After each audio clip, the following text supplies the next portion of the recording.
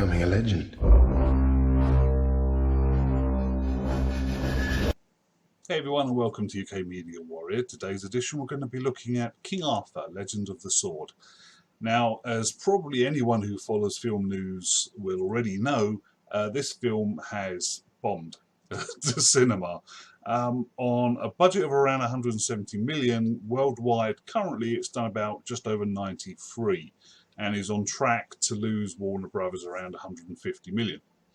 Now that's not good news for Guy Ritchie, who had been brought onto this series to create a franchise, like 5 or 6 films in this franchise about King Arthur, this being the first one, to launch it. Not good at all. But the problem is it a bad film? Now, it's been crushed by the critics, and I can see where they're coming from, but the problem is, when you take Guy Ritchie on to do a film, you have to expect a Guy Ritchie film. And this is a Guy Ritchie film. I mean, it says, if you look on Wikipedia, it says loosely based on the Arthurian legend. Yeah, loosely would be the appropriate word to describe this film.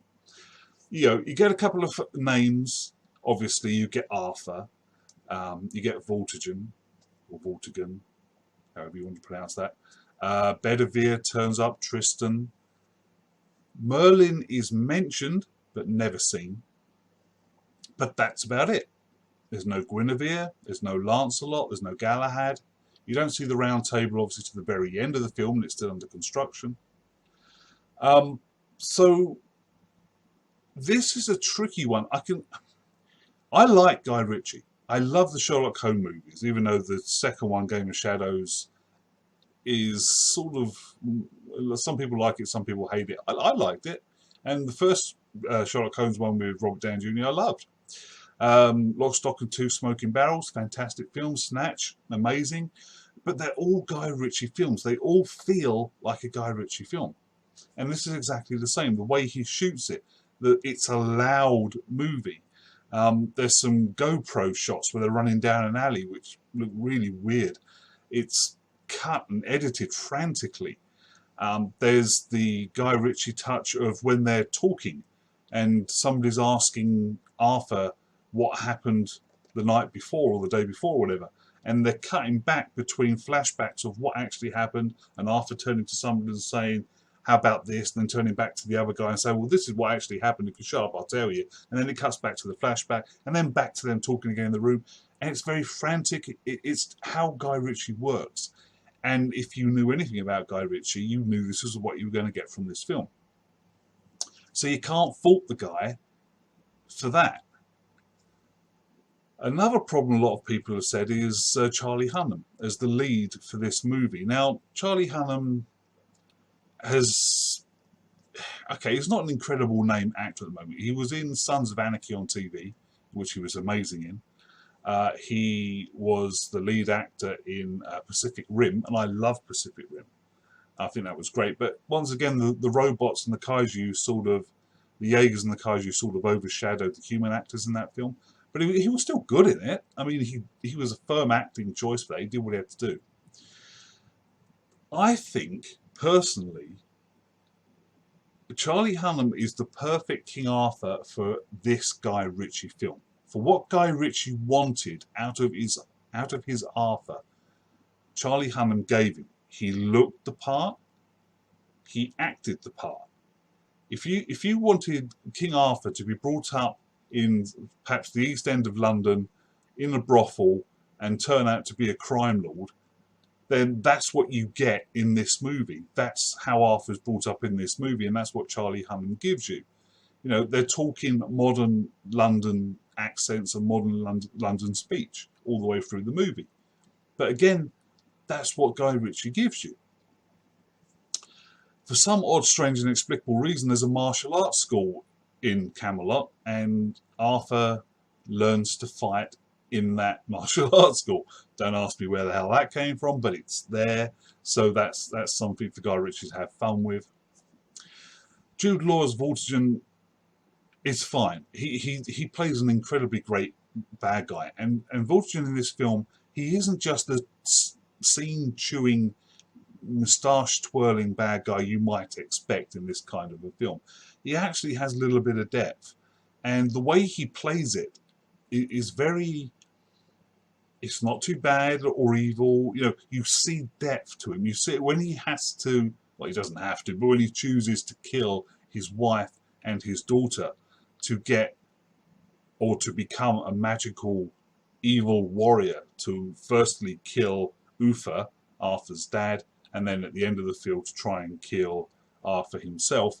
You see he is heartbroken. He doesn't want to do it, but he feels he has to do it because he has to kill these two people to gain ultimate power. It's his choice, that's what he decided to do, so you don't really feel too sorry for him. But on screen, Jude Law gives you the tears, gives you the anguish of him having to do these things.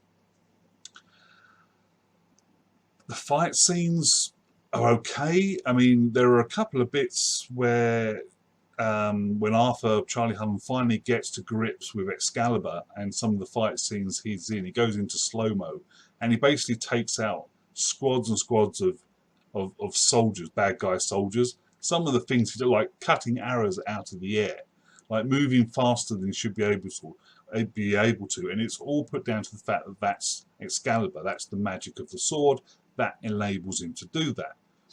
Now, you don't see Eric Bana, who plays Uther Pendragon, Arthur's dad, at the beginning of the film. You don't see him exhibit any of those traits, and yet he supposedly knows how to use Excalibur perfectly well. So, I'm not entirely sure how Arthur... Perhaps the sword is unique to each individual who uses it. I don't know. Eric Bana, as I say, is Uther. He's fine. He's basically playing Hector out of Troy here. It's pretty much the same character. But he plays it perfectly well, and he's an excellent actor. I like Eric Bana, so that's fine. I would agree that this film is a little bit mixed and mashed when you start the film off with huge elephants, magical elephants that are like 10, 12 stories high, and reminiscent to a little bit of the Oliphants out of Return of the King, or the Rings Return of the King on the film. But these are huge, these are massive, and they're created by magic, and when Mordred dies, the elephants die. But that's another thing. Loosely based on Arthurian legend is the thing you have to remember when you go into this movie. Don't go in expecting to see your standard Arthurian tale. It's not like Excalibur, which is one of my all-time favourite movies, especially about King Arthur. It's not that. You're not going to get the King Arthur story that you're used to. Mordred, who is Arthur's son in the story, in the classical story, is already dead before Arthur, when Arthur's just a little boy. He's this mage who has this rebellion that fights Uther Pendragon, and Vortigern is Uther's brother in this, and he teams up with Mordred to take power. So Mordred is already a grown man, a mage, incredibly powerful, and Arthur is this 3-4-year-old boy. So obviously he's not his son. So they've mixed and matched and taken bits of the Arthurian legend that they wanted to use in this film and just slammed them in wherever it made sense for Guy Ritchie to do it. But as I said, this is a Guy Ritchie film. I liked this film. If you took off the King Arthur bits and just made it a sword, a fantasy magic epic with swords, it would be amazing. It would do a lot better. But they've stuck King Arthur on the label. They wanted to go into this huge franchise, and it's just not worked for them because Guy Ritchie isn't the person to direct a film about King Arthur. He's just not. His style doesn't work with this. And I think that's why it's bombed. But I like the film. So it's very weird for me, to review it. Is it bad? Is it good? Where am I coming down on this? Because I enjoyed it. I sat there and I was, yeah, it was frantically paced. It was incredibly loud. The fight scenes were way over the top. As a lover of the King Arthur mythology, it annoyed me that they'd smashed it up as they had. But purely as a Guy Ritchie film, I thought it was fine. So I think the critics are being overly critical on this one. Personally, I would give it a 7 out of 10. Like I say, Charlie Hunnam is perfect for this role, and he is fine acting in this film. He honestly is.